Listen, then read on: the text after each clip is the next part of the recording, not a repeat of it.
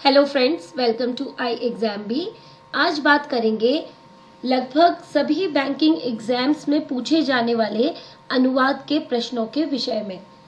IBPS SO की परीक्षा हो, नाबार्ड राजभाषा की परीक्षा हो अथवा PFRDA राजभाषा की परीक्षा हो, सभी में अनुवाद के प्रश्न पूछे जाते हैं। एक अंग्रेजी का शब्द दिया जाता है और उसके कुछ हिंदी विकल्प दिए जाते हैं पर्याय के रूप में। आपको उनमें से एक संभावित पर्याय को विकल्प के रूप में चयन करना होता है। तो आज के वीडियो में हम इसी प्रकार के प्रश्नों को हल करने की कोशिश करेंगे।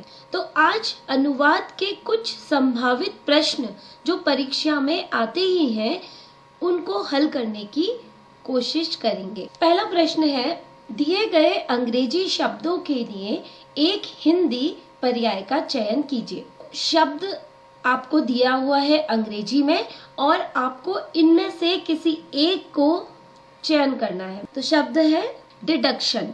डिडक्शन का अर्थ रियायत नहीं होता है, क्योंकि रियायत का इंग्लिश मीनिंग होता है कंसेशन।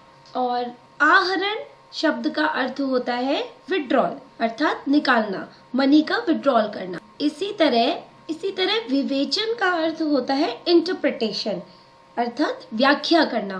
तो ये भी डिडक्शन का अर्थ नहीं है। अंग्रेजी में कटौती। कैसे इसको सेंटेंस में यूज करेंगे? The old worker got his pension after deduction for insurance. तो डिडक्शन का मतलब होता है कटौती।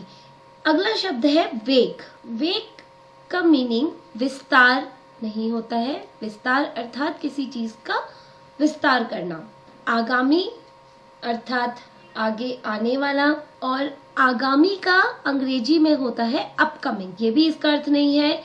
औपचारिक को अंग्रेजी भाषा में शब्द मिला है फॉर्मल। तो इस तरीके से वेग का अर्थ हो जाता है अस्पष्ट, अर्थात अनक्लियर, अनरीडेबल भी आप इसको कह सकते हैं। और सेंटेंस अगर हमें देखें तो we had only a vague idea of where we were, और I found that statement vague and unclear. तो इस तरह से वेग का अर्थ होगा अस्पष्ट, अनक्लियर। नेक्स्ट है ग्रीवेंस। ग्रीवेंस को अगर हम देखें तो इसका सही उत्तर है शिकायत। शिकायत अर्थात कंप्लेंट। आप कैसे इसको लिख सकते हैं? In the petition the student listed their many grievances against the university administration. किसी के लिए कंप्लेन फाइल करना, उसको कहते हैं ग्रीवेंस। नेक्स्ट है रिम्बर्समेंट। रिम्बर्समेंट का अर्थ होता है अदायगी। अदायगी अर्थात कंपनसेशन देना। और इसको अगर आप सेंटेंस में यूज करेंगे तो किस तरह करेंगे? He received reimbursement for his travel expenses. जो भी आप एक्सपेंस करते हैं, कभी कभी कंपनी आपको किसी काम से भेजती है और उसके बदले में आप अपना ट्रेवल एक्सपेंस दिखाते हैं और वो आपको रिम्बर्स हो जाता है, उतना पैसा आपको वापस मिल जाता है। तो इसे कहते हैं रिम्बर्समेंट। नेक्स्ट है इम्पार्शियल। इम्पार्शियल का अर्थ होता है निष्पक्ष, फेयर। आप इसे न्यूट्रल भी कह सकते हैं और आप इसे फेयर भी कह सकते हैं। और सेंटेंस इसका अगर आप बनाएं तो they have demanded an impartial investigation into the allegation. जितने भी एलिगेशन उनके ऊपर लगे हैं उसके लिए उन्होंने निष्पक्ष इन्वेस्टिगेशन की मांग की है। तो इस तरह से इम्पार्शियल का अर्थ होता है निष्पक्ष, अर्थात बिना किसी पक्षपात के। इसके बाद कुछ बैंक से संबंधित टर्म्स भी आपसे पूछे जा सकते हैं, जैसे लीगल एक्सपेंसेस। लीगल कानून को कहते हैं या विधि को भी कहते हैं, और एक्सपेंसेस का अर्थ होता है खर्च करना, व्यय करना। तो यहाँ पर आप इसे कह सकते हैं कानून से संबंधित जो खर्च होते हैं, और उसका सही से उत्तर दिख रहा है विधिक व्यय। कोर्ट की जो कॉस्ट होती है, जो अटॉर्नी फीस होती है, या फिर मुकदमे का जो खर्च होता है, उसको हम कहते हैं लीगल एक्सपेंसेस। और सेंटेंस अगर इसका हम बनाना चाहें तो if you loss the case you will face substantial legal cost.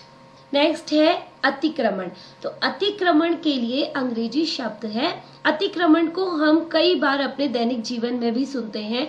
जब हम देखते हैं कि रोड्स पर जो शॉपकीपर है वो अपनी शॉप्स को आगे बढ़ा लेते हैं, तो उसके लिए अंग्रेजी शब्द है एनक्रोचमेंट। एनक्रोचमेंट अर्थात अतिक्रमण, इसको हिंदी में आप उल्लंघन भी कह सकते हैं। तो देश के कई शहरी क्षेत्रों में सड़कें अवैध अतिक्रमण से सकड़ी गलियां बन गई है, इसको हिंदी में आप प्रयोग कर सकते हैं।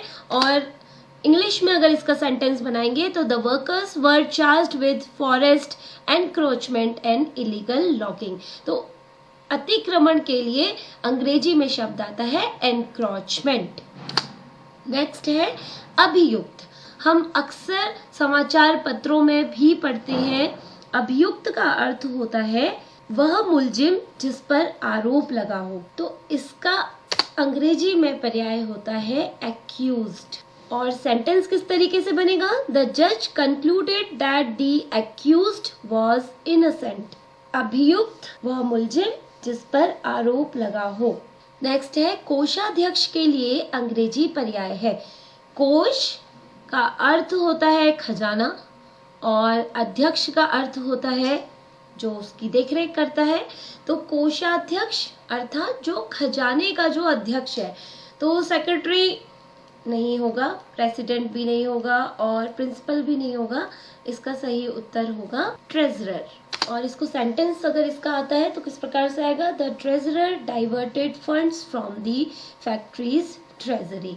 ठीक है, तो कोषाध्यक्ष को अंग्रेजी में ट्रेजरर कहते हैं। अब है आप्रवासन शब्द का अंग्रेजी पर्याय है। प्रवास शब्द को देखिए पहले। प्रवास का मतलब होता है दूसरी जगह जाकर के बस जाना, और आप्रवासन शब्द का भी अर्थ होता है अन्य देश में जाकर बसना, अर्थात अपने देश को छोड़कर दूसरे देश में जा करके बस जाना, वहां की नागरिकता को स्वीकार कर लेना। तो इसके लिए जो शब्द है वह है इमिग्रेशन। इमिग्रेशन का अर्थ होता है अप्रवासन। आप्रवासन अर्थात दूसरी जगह पे जाके बस जाना, निवास कर लेना। और इसका सेंटेंस किस प्रकार से आ सकता है? Immigration is a controversial issue in many countries. तो इस प्रकार के कुछ प्रश्न अनुवाद से संबंधित आपसे पूछे जा सकते हैं। इसी प्रकार के प्रश्नों को हल करने के लिए आप IExamB को सब्सक्राइब कीजिए, हमारे साथ जुड़िए और हमारे ही साथ राजभाषा परीक्षा की तैयारी आरंभ कीजिए। आपकी परीक्षा में सफलता के लिए बहुत बहुत शुभ